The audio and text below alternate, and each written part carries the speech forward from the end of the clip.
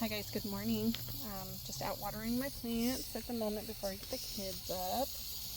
And I just wanted to come on here and say that, I hope that when you watch Instagram and TikTok and YouTube and all of that, I really hope that, you're not comparing yourself to these people.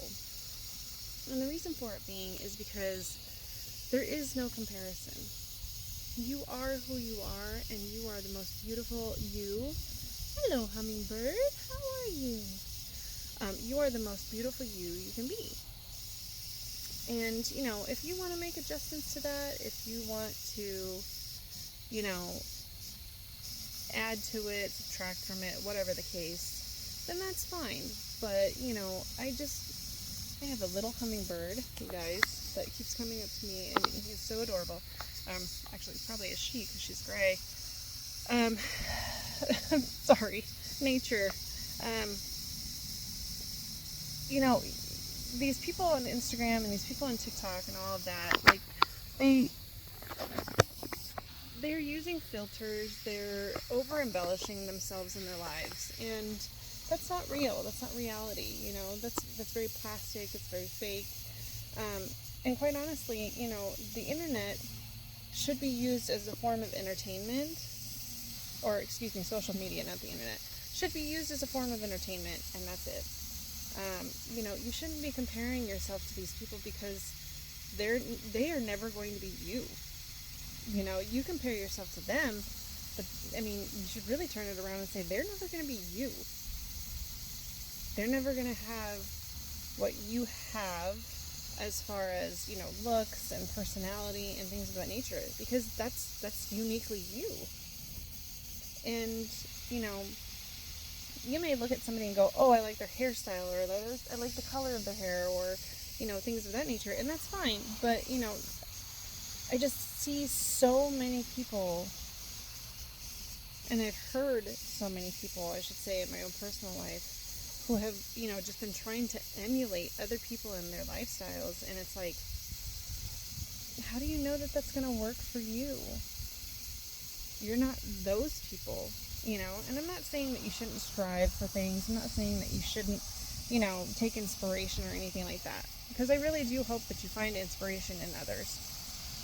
I just hope that you do it in a positive way, because, just with the uptick of body shaming and dysmorphia and all of that, like, it just really breaks my heart, because, the uniqueness is what makes us who we are. The uniqueness is what sets us apart from each other. If we all look the same, we would just look like Barbies on a shelf, waiting for someone to choose us. And there would be nothing that differentiated you from me. And that sucks. I enjoy the uniqueness and the diversity. I enjoy the fact that you don't look like me and I don't look like you. I enjoy the fact that our backgrounds aren't the same, that our opinions aren't the same. Obviously I want us to all be civil with each other when we're expressing our opinions, which unfortunately isn't always a thing, but, it just, my concern, my issue is when people try to take away their uniqueness because they think that it'll make them fit in.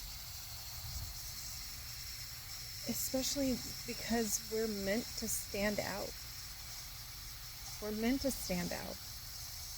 We're meant to not be sheep in a crowd, following, one person's idea of beauty or success or,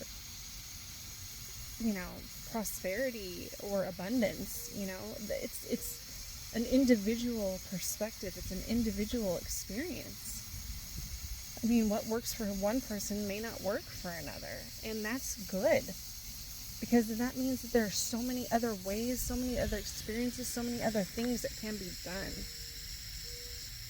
And so I just invite you to, when you're on social media, say, okay, when you find something that you like, say, okay, yeah, I like that, but how do I make it me?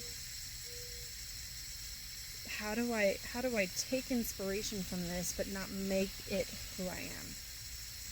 Because who you are is exactly who you're supposed to be. Who you are is who you're meant to be. And everything else is just a bonus. You are absolutely beautiful the way that you are. Your uniqueness makes you beautiful. And I hope that resonates with someone. I hope that you can look at yourself in the mirror and find your uniqueness. And, some people call them flaws, and fine, call them a flaw. But embrace the flaw. Embrace it. Because it's who you are. If you don't like something about yourself and you want to change it, then that's fine. But make sure the change is because of you, not because of somebody else. Change for yourself. Because then when that change does happen, then it's something that you can stand by, regardless of whether or not you like the change. I have changed my hair. I have dyed my hair since I was 16 years old, since I was allowed to, because I hated the color of my hair. I am a natural blonde, and I hated the color of my hair, so I dyed it and dyed it and dyed it and dyed it and dyed it. And now, I'm looking at myself going, why? Why do I want to continue to do this when I need to just be happy with who I am? And it's not that I'm against dyeing your hair. Absolutely go dye your hair whatever color you want. I'm just saying that for me, now that my perspective is changing, I'm doing the change for me. Do the change for you. Make the change for you.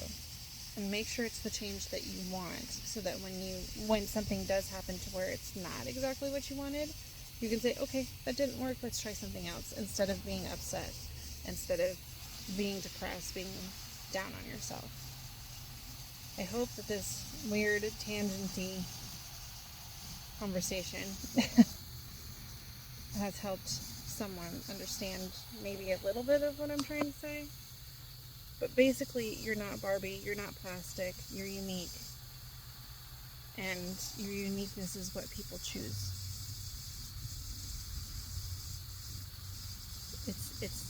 It's what sets you apart from everyone else. It's